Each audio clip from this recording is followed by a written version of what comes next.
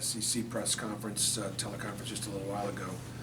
When you go through, preparations, you learn a lot, and you learn a lot about an opposing coach and what they do and how they do it, so on and so forth. And I haven't spent a ton of time on Florida, a little bit. I spent some time the last few days, obviously, in Alabama. Extremely impressed with the job that Avery Johnson is doing with the personnel. Put him in great positions to be successful. The stuff they run is hard to cover, and it's got really, really good. I think the thing about defensive game planning is when you look at an offense and you say, well, if you do that, then they'll do this, or if you do this, then they'll do that. Believe it or not, we oftentimes come up with game plans. We say, if we could do this, this is going to really bother them, because they don't do that. And he's got very nice counters to what, how you guard them. And they've got very good personnel that play very hard, very physically, and they obviously play great defense and a very physical brand of defense. And so they'll obviously be prepared. It's a rivalry game. It's an important game. We were not able to win last year in this rivalry game, and that was one of the bigger disappointments of our season, was that we couldn't beat our rival. And we'll be challenged to beat our rival again. We have to continue to play as hard and as inspired as we possibly can to give ourselves a chance to climb back into this thing. Bruce, did you know Avery before, or do you know him well? Just knew him a little bit through ESPN, and having both worked there, and he was kind of one of those guys that, as a basketball coach, I was always a huge fan of when he was a player, because he was, he's got a great story of how far he came and the things that he overcame, and just what an effective pro he was. So I was always a big Avery Johnson fan before I ever met him. Can you speak to the emotional challenge that this is, Bruce? Because in the past, big emotional games like this weekend, if there was disappointment, you have to recover from that. Yeah. But this team, there aren't too many guys returning even from the tournament run last year that can have that experience of dealing with it the next game after success. Right. So just what is the challenge of keeping that emotional level up? Well, I'd say, look, our guys needed some success. They really did. My staff needed it, because we've been grinding and we've been plugging, and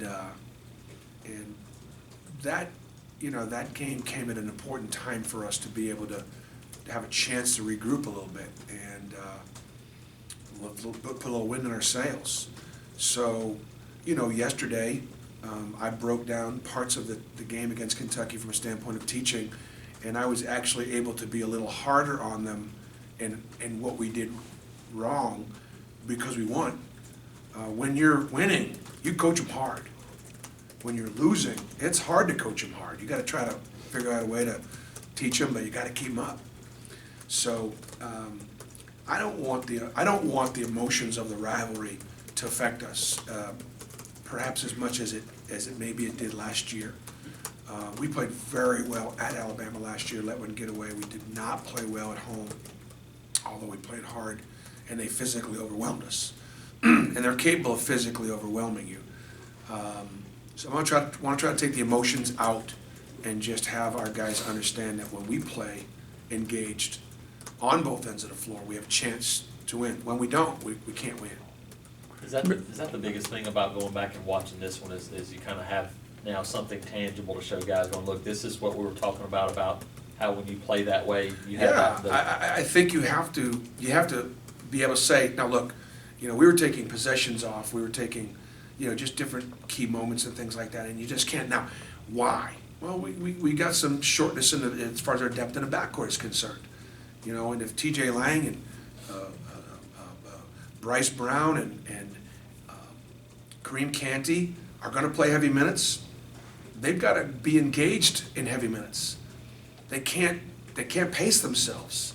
So it takes their, they got to take their conditioning to a different level in order, because if they don't, we can't win. So what's the point? And I think they saw that. Like if you don't close out with a sense of urgency against Kentucky's guards or Alabama's guards, they're gonna drive right by you.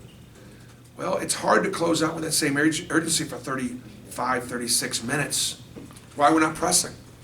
We're not pressing full court because I can't expend that energy that's required to do what we need to do in the half court.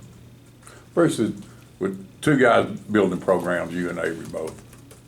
How do these games play into that? When you do everything against each other, you recruit against each other. and all those Yeah, things. you know, for me, it really doesn't. That's not a bigger factor. For me to build this program, we gotta sell out games, and we're doing that. We've got to play a certain style of play. We got to win enough.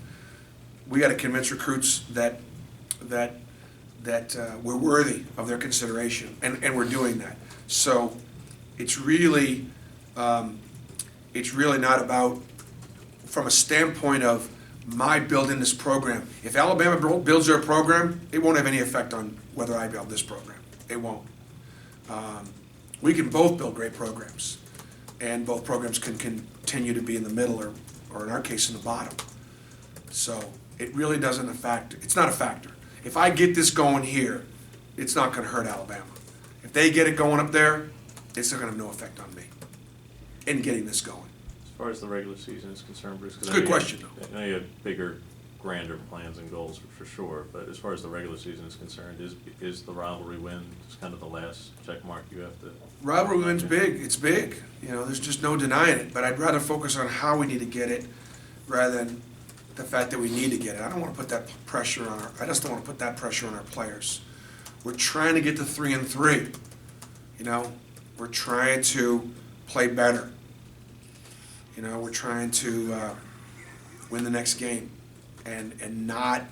I'm not going to be focused too much on the realities of the fact that it'll be a game that matters a lot more to our fans than other games. I just got to focus on keep playing hard, playing better, and do what we got to do to try to win. Bruce, you mentioned going full court today. You mentioned it at Vandy after the loss. Is it a matter of I don't have the bodies, or is it Right. a matter of were the bodies that you had so inexperienced that No, I you just couldn't do it? don't have the bodies to in the backcourt to run full court pressure. How's Canty doing?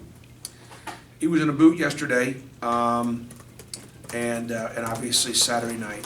He'll come out of the boot today, and we'll see how it feels. For as bad as it looked, and he turned it over pretty good, he actually didn't have a tremendous amount of swelling. So I think he'll be available tomorrow. How effective he'll be, we'll have to see. But he's going to need to move it around a little bit today and have it hurt today and tonight, more so than just keeping it in that thing and playing on Tuesday and seeing how it goes. He needs to get it out, move it around a little bit. It'll be better for him to be able to do that tomorrow. So right now, status is he's available, should be available, but we're going to find out more after practice. How critical is it that he be able to be effective, one, and two, have you ever dealt with this many backcourt injuries at one time before?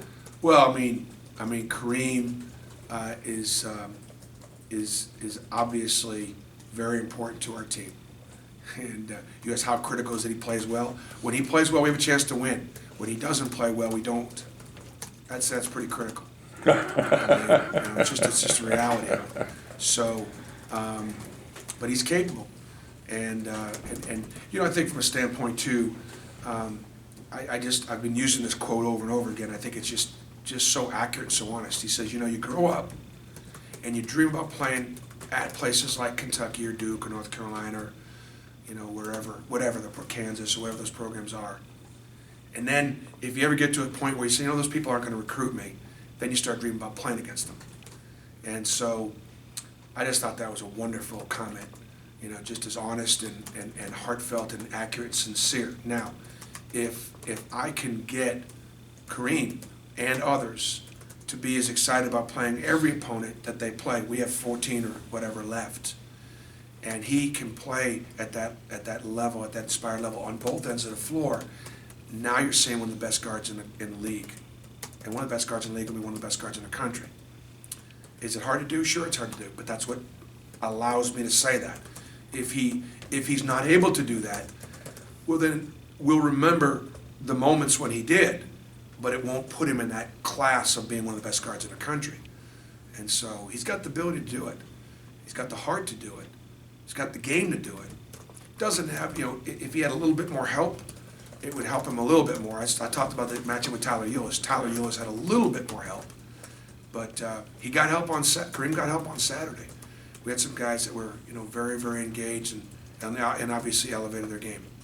Expect to stick with Sim in the starting lineup, or go back to Horace, or? I thought Sim played so engaged in the Vanderbilt game in many ways that he had earned the right. I tend to lean towards my upperclassmen when it comes to starting lineups and things like that. I just do. The reality is we are better with Horace on the floor defensively and rebounding. Analytically, when he's out there, we're better because of his presence defensively and on the backboards.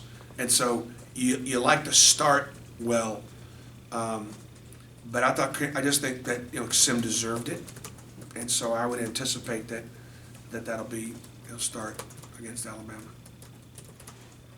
Everybody good? Okay, thanks. All right.